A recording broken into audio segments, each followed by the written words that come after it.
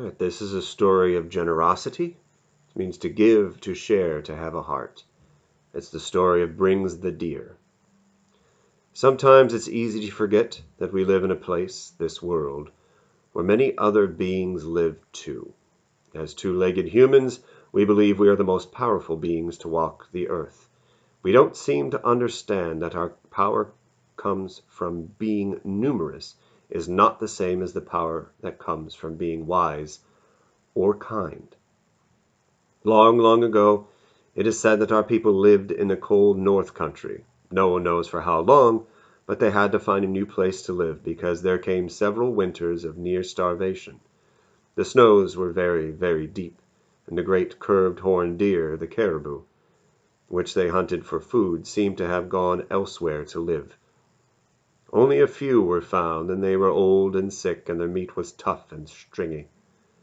Finally, the people noticed that the wolves were gone, and they knew they had more than likely moved to some other place where the deer was plentiful. That winter was very hard.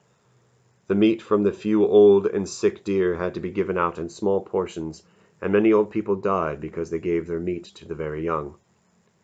The council of old men talked and talked about the difficulty that was a visitor in their lodges, and decided it would be wise to do as the wolves had done. It was time to find a new place to live. Perhaps when the deer returned, they could return as well. In the spring, after the snows began to melt, those that were still alive made preparations and set out toward the south. There were many forests to the south, they had heard, and perhaps there was deer to be found there. Day after day, for many, many days, they traveled, and it was not long before they had eaten all the food they carried with them. It took all the skills of their hunters to find rabbits and squirrels enough to feed everyone. A sudden spring blizzard came upon them, but they were able to pitch their small lodges in the shelter of a forest and hide from the icy breath of the north wind and the sting of the flying snow. The blizzard howled for days, and there was nothing to be done but huddle inside the lodges and wait. Finally, there came a dawn that was silent and very cold. The people emerged from their small lodges to see that a new blanket of snow covered the land from horizon to horizon. There was a great silence also, and it seemed that they were the only beings on the face of the earth. The old men advised everyone to gather wood and build fires, while they talked among themselves. Staying warm was necessary, of course, and the people knew how to warm themselves in winter. The great worry was their empty food containers. If something more than a few rabbits and squirrels could not be found, they would starve. The old men had a plan. All the men were sent into the forest to find as many rabbits and squirrels as they could. They were able to gather enough meat to last several days. Then the old men revealed their plan. 2 of their best young hunters were to be sent deep into the forest to find deer. All the squirrel and rabbit meat was dried and prepared for them. That night the 2 hunters who had been selected prepared their weapons and made ready for their journey. As the new dawn broke, the 2 hunters tied on snowshoes and headed into the forest. This was new country to them. They didn't know the land as they had in their old home. They paused often to look at their back trails so that they could find their way back to their people. The forest was thick and dark, and many of the trees were not unknown to them, especially the vazi, a pine that grew thick and tall. As yet they had seen no animals except for squirrels and rabbits, and they had found no tracks. They wondered what kind of animals they would see in this new country. The one they didn't want to meet was the great white bear, who was the most powerful and fiercest of all the four-leggeds. It took many hunters with long lances to kill one white bear.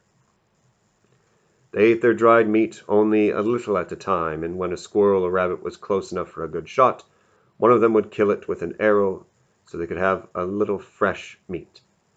If there was a miss, the arrow was lost in the deep snow, and the arrows could not be wasted. An arrow lost meant one less chance. They were mindful of such things because they knew that the hopes of their people walked with them, and they were determined to be successful. And so each morning they prayed for strength, skill, and courage, and each day they faced the cold and the uncertainty as they moved deeper and deeper into the forest. After many days of travel they saw tracks that looked like a deer, but they were small. A great curved horned deer of the north had large, wide, split hooves. The tracks they found were those of a small split hooves. Still they were encouraged and followed the tracks. Many days on the trail had weakened them, and even though they had been very careful, their food bag was nearly empty. They awoke one morning to a cold wind that made it difficult to light a fire. But worse than that, it wiped out the tracks they had been following. There was nothing to be done but wait out the wind. The next dawn was again cold, but it was clear and calm, so they set out once more. To remain strong enough to face the cold and the deep snow they had to eat, but unless they found fresh meat soon they would not have the strength to finish their hunt. They found no tracks the next day, and the forest was strangely silent. That night, as they rested and warmed themselves by their fire, the two hunters spoke of what to do. "Our relatives are waiting, and they are hungry," said Seize the Bear. "We must go on." "Yes," agreed Left Hand, "but we should return to the meadow where we saw the tracks. And we must hunt until we find something, or until we no longer have the strength to walk." They found the meadow the next day, and a few tracks on the snow had not yet covered, but walking through the deep snow on snowshoes had sapped their strength. And what the snow didn't take from them, the cold did. They made camp and ate the last of their food. By sunset of the next day, all they had was fire to keep the cold away, and it barely did that. They had no food. The next day was the same. They had found no tracks of any animal, and each day thereafter they could feel their strength leaving them, a little at a time. After they had begun to stumble often, and soon they couldn't travel long without stopping to rest. It was the afternoon. They had managed to build a fire as they rested. Left Hand had fallen into a snow-filled gully, and it had taken all of Seize the Bear's strength to help him out. Both hunters shivered as they sat sadly staring into the flames.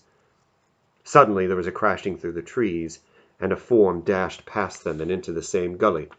It was a deer, a kind they had never seen before, with a gray coat and great forked antlers. It fell into the gully onto its back and struggled mightily to turn over. The hunters couldn't believe what they saw. "Your bows!" shouted Seize the Bear. "We must shoot it quickly." They moved as swiftly as they could, but the cold had numbed their fingers, and they had difficulty placing their arrows on the strings of their bows. The great gray deer had gained its feet and was nearly out of the gully before they could shoot, but two arrows flew straight, and the deer was mortally wounded. With a last great leap he flew over the gully's rim and fell into a heap, never to move again. That night the hunters feasted on the deer's heart, and their strength returned. The next day they made drag poles on which to load the carcass and pull it through the snow. It was a very large deal, but it had small cloven hooves, and there was much meat, and they could save for those who waited. They began their return journey, strengthened by their success. Not knowing what to expect, they took turns guarding the deer at night. It was on the second night of the return journey that Seize the Bear thought he was having a dream. As he sat by the fire, huddled beneath his robe, a skinny coyote appeared in the firelight and spoke. "It has been a hard winter," Coyote said, "and my family is hungry. If you are a kind being, you will give us some of your deer meat. We would only need a little to get us by." Seize the Bear rubbed his eyes, but the coyote was still there, sitting just at the edge of the firelight. He woke Left Hand. "I think I'm having a strange dream. Look there and tell me what you see." Left Hand looked around and saw the coyote. "A coyote," he said. "I've never seen this one as this close to the fire before." "You are great hunters, and I know you have good hearts," said the coyote. Left Hand was astonished. "I am an old woman, and I have lived a long life, but it is for my family that I beg your kindness. We need only a little of your meat," she said. Left Hand laughed. "We are having the same strange dream, because I heard that coyote asked for our meat." It is not a dream, realized Sees the Bear. Look how thin she is. She is old. We cannot help her, sniffed Left Hand. We must take this meat home to our relatives. They are hungry too.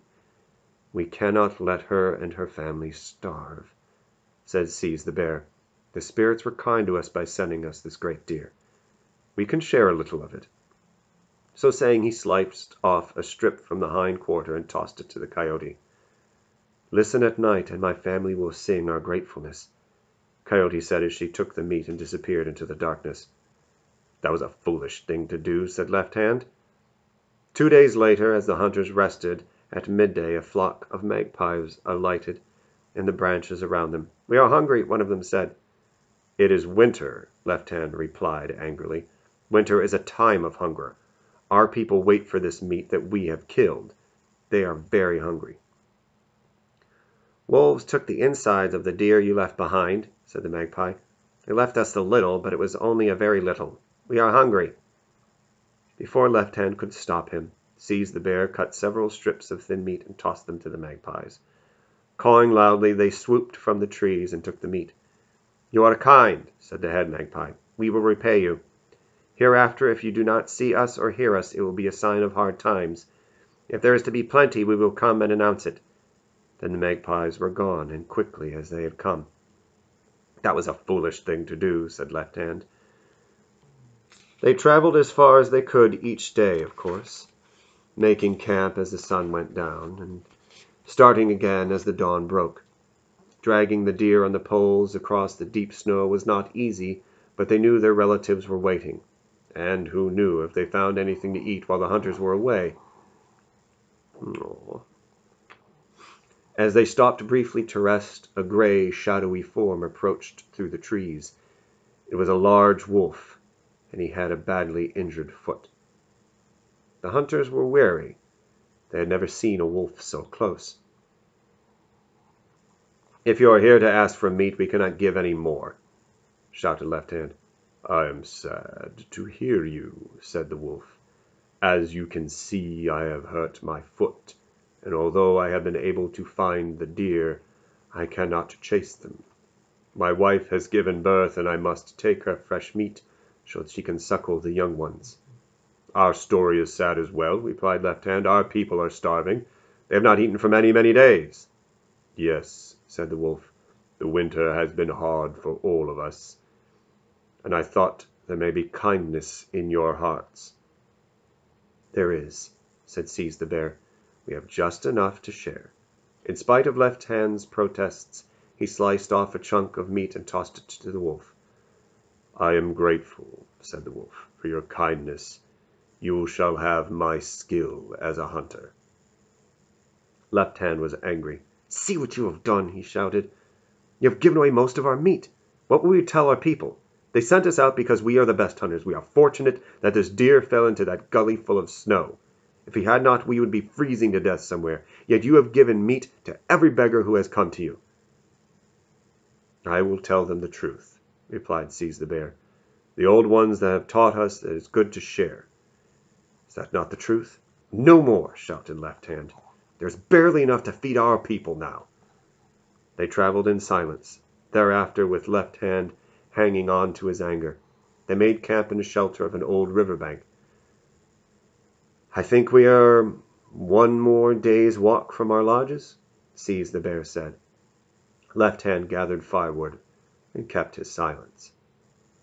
It was a fox who came next in the night while Sees the Bear was on watch and Left Hand was sleeping. I have never seen such a hard winter, he said. The snow is so deep it is difficult for me with my small feet.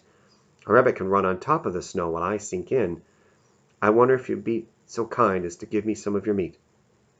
Sees the Bear glanced at Left Hand sleeping soundly beneath his robe, remembering the younger man's anger. Yes, he whispered to the fox, I think there is enough to share. Thereupon he sliced off some succulent ribs and gave them to the fox. I am grateful.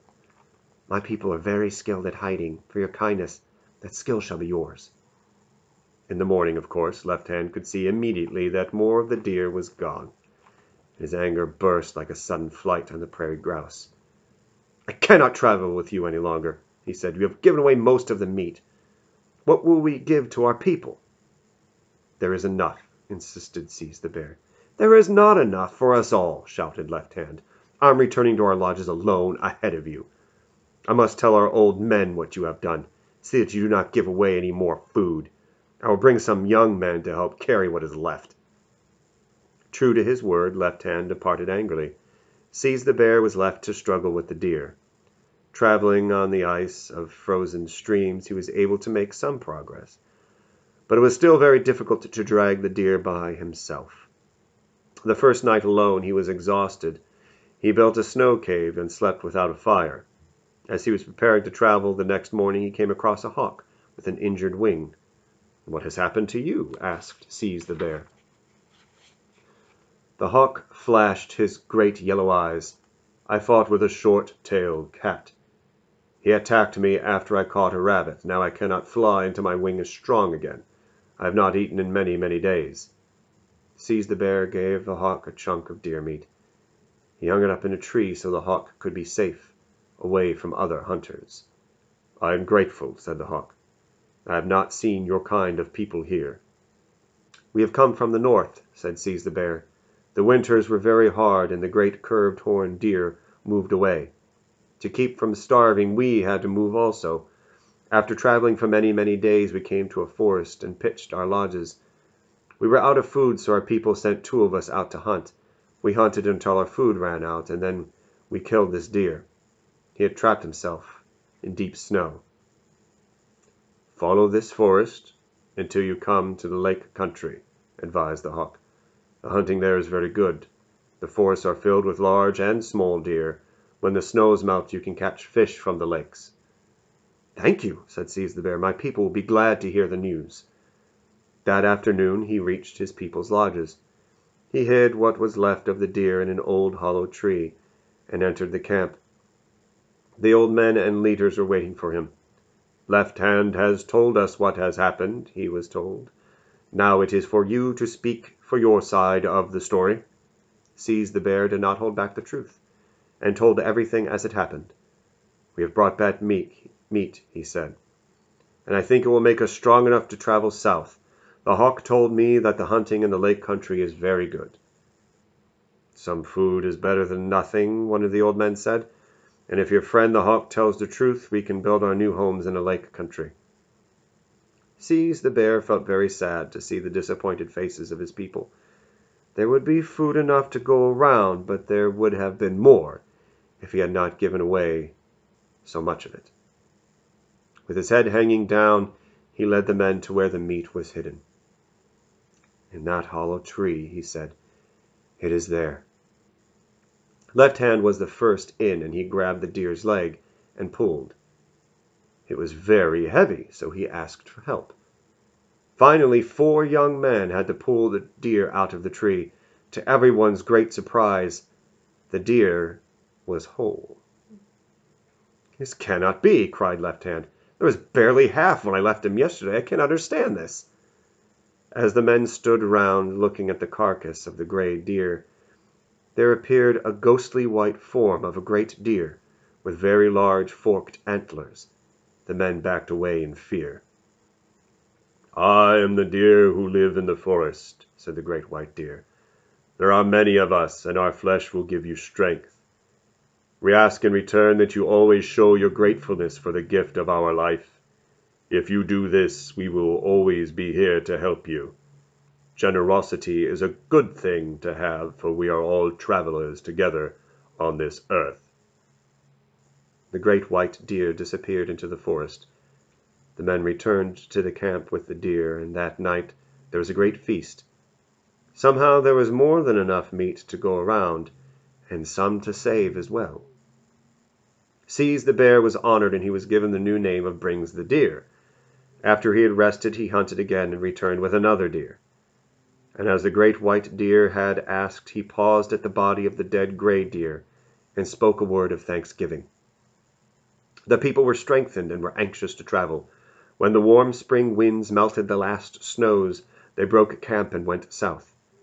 There they found the land of plenty the hawk had described to the man whose name was now Brings the Deer. Brings the deer became the most skillful hunter of the people had ever seen. It seemed as though he had powers and abilities that no other man had, and through his life he always seemed to know when hard times lay ahead. He was seen to toss scraps of meat to the magpies that came around the village. Soon all the people did likewise, and it was said of him that he would smile whenever the coyotes sang their evening songs. Left Hand had a difficult life. He was nearly killed by a bear one summer and almost drowned while trying to spear a fish. More than that, strange things seemed to happen to him more often than to anyone else. Once a great wind came with a rain storm, and the only lodge in the village blown over was his. Many wondered quietly why it was that his bows broke quite often during a hunt. Perhaps it was because of the difficulties that visited his life that Left Hand didn't smile very often. Many men hunted with Brings the deer, and many brought their sons to him so that they could learn his skills. There was a small ritual that he taught everyone. Each time a deer was killed in the hunt, he would pause for a quiet moment, and then he would lay down a bundle of sage as an offering. To this day there are still Lakota hunters who pause to speak a word of thanksgiving for the gift of the life of a deer. And that is a story of generosity.